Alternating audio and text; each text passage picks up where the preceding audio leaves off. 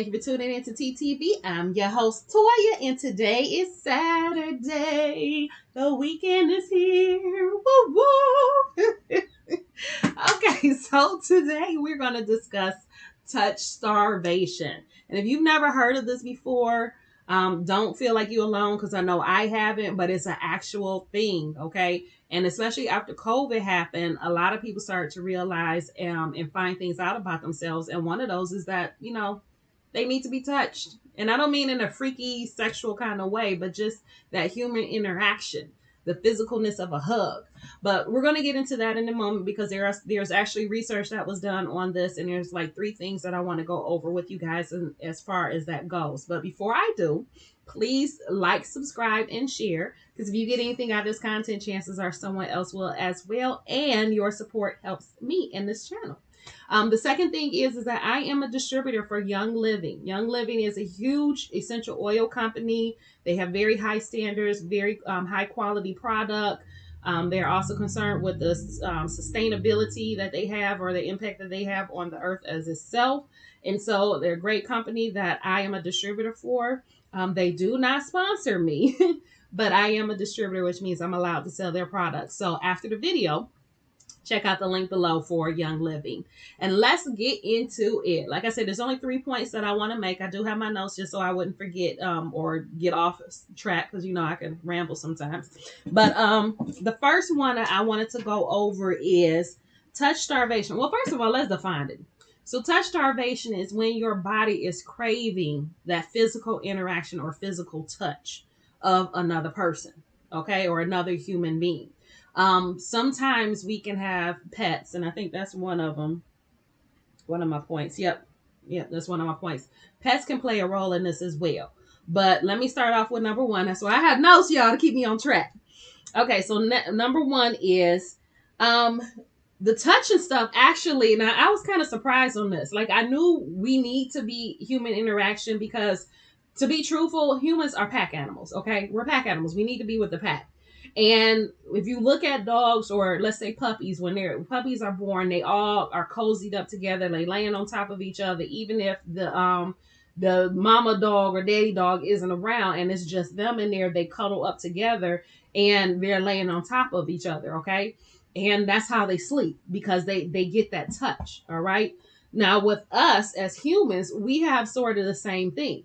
So when we get that touch and we get that comfort or have that hug or, just be in close proximity to somebody that you care about, whether it's hanging out, watching movies or whatever, when you get that interaction, it actually helps to lower your blood pressure. It helps to relieve muscle tension. It helps with a couple of other things too.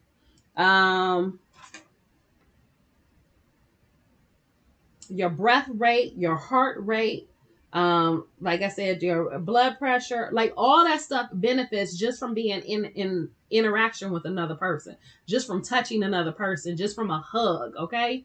Just something as simple as that. Somebody rubbing the back of your back, like, what, it's okay. I'm here or whatever, just that interaction. The other thing that it does, number 2, is that it helps your development and growth. Now, this is a really big thing, especially when it comes to babies, because they have a term that's called failure to thrive.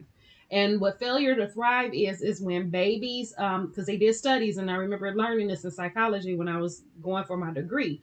They had a parent. There was these 2. I just remember this distinctly. There was two young people. Okay, young couple. Y'all, I'm stuttering all through this today. I'm sorry. But there was a young couple that had a baby that was not developing along the lines of what they should be. And so the doctor had them bring the baby in and they watched and did observation on how they interacted with the child. And every time the mom had the child, she had it where the back was to her and the child was facing forward. Okay. They didn't really play with the child. They gave her all the needs. They gave the baby, I don't remember if it was a boy or girl, but they gave the baby all their needs. So they fed them, changed their diaper. They had a place to sleep. Like all that stuff was provided. So the basic needs were provided. But that human interaction, talking to the baby, having a baby look at them, all of that was not done. And so what happened was the baby didn't develop like they needed to. Okay, so they were behind. So if a baby is supposed to be crawling by 9 months, they didn't crawl until maybe a year and a half. Okay. And that's a severe case, yes, but still. So when we don't get that interaction, we don't get that physical contact with another human being, it actually stunts our growth. So it prevents us from moving up. It prevents us from maturing. It prevents us from developing like we should. All right. The third point I wanted to make is, y'all, and I have a hard time reading my own handwriting. I know that's horrible. One of the things that can help when you get in these situations, let's say you don't know anybody. Let's say you just move someplace and you don't know anybody, okay? Nobody. So what are ways that you could help yourself when if you're feeling that need or craving just to be close to somebody or just to get a hug or anything like that? Well, one of the things you could do is sing and dance, they say. And again, the links are below for this information.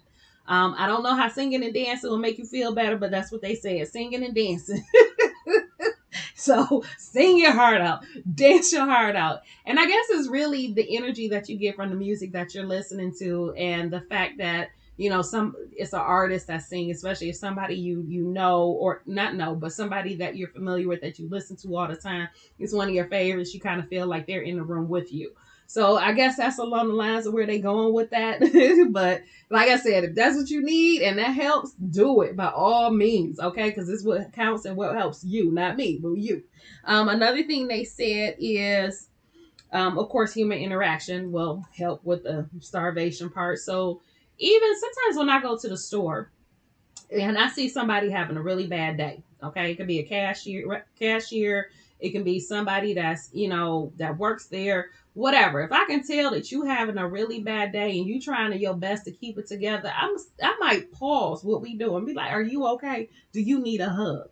And I'm not tell you 9 times out of 10 they say yes I do, and I give them a hug, and it just helps. It enlightens them. It makes things better just because they got that comfort of another person hugging them, even if they don't even know you. So that's something else you can do. You see somebody struggling through their day, or they just look like they need something. Like, "Are you okay? Do you need a hug?" Just ask them so that you can create your own interaction. You can create that own intimacy. Now, I know a lot of people are freaked out over the whole COVID thing and, catching something. So always ask and be respectful. Always ask and be respectful, and understand that everybody doesn't like to be touched. Everybody don't want no hugs. Everybody don't want you touching them, okay? So be respectful to that part of it. But that is also another option for you. You can go out, see if somebody else needs one. The other thing is I know one of the things that helps me so much is the reason I even get up and go out the house sometimes is pets. My own dog interaction. Sadie, come here. But having that pet and that closeness and that warmth of an Sadie. Oh, I swear she getting hard here. Come here. But that interaction and that closeness that you have to a pet will actually help as well. Come here. Crap all over your face. Come here. Like this big beauty right here. Look at her. See? Look at my big baby. Yep. So even the interaction with a pet and having a pet, you don't have to have somebody as big as this one. This big baby. All right. Let me get down. Good girl. But even that interaction of having a pet and that closeness, and because they're very affectionate, they want love, they're pack animals, not cats but dogs. But even a cat, sometimes you get those cats and they'll greet you at the door. My sister has two of them, and one of her cats, when I go over there to wash the house and take care of them, he greets me at the door and just starts meowing because he is touch starved. Okay, he is going through a starvation of his human interaction. So he greets me at the door like, "Hey, Auntie, how you doing? I'm so happy you here. Can you just pet me? Like, I just need some love." So even cats, as seclusive as they can be, sometimes they're that affectionate as well, and they need that attention too. And so they can be good as well sometimes from pets. Even goldfish. I remember when I was a kid, I had goldfish, and I used to play with the goldfish. I would go to the tank and put my face there, and they would come near, and I would see them, and they look happy as they sitting there swimming and doing a little wiggle. And so I would put my hand in there and chase them around, hold them against the glass, not pressing or anything, but because they could still get out. But they would stop there like, "Oh, you got me." And then, so I used to play with them. Okay. So I'm telling you, like any pet, I have a friend who has a bird, cute little sunny bird. So any pet that you have can be a plus and give you that interaction that you need. So get a pet. Get a plant.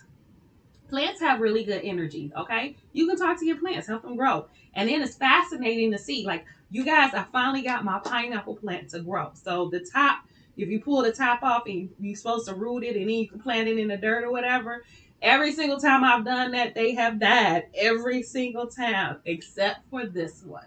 And there's a little plant that's coming up off the side. I'm so proud, okay? And I talk to it all the time, like, look at you. Anytime my plants have babies, I was like, look at you, got a new growth coming in. Like, I see you. Good job. So get you a plant. If you don't like pets, get a plant. Talk to your plant. You know, they understand, they feel you. And guess what? You're going to get to the point where you feel them too, because you can walk past your plants. Ooh, they need some water. You know, you didn't even look at it. They ain't touch the soil or nothing, but you know, because they have that energy that they release and they make you feel good too. So that's all I'm saying. But touch starvation is a real thing, and those are the three. So 3 takeaways are: number 1, it will actually help lower your blood pressure, release tension and stress, and your breath rate, your breathing, your rate of breathing will also go down. 2, it helps with development and growth.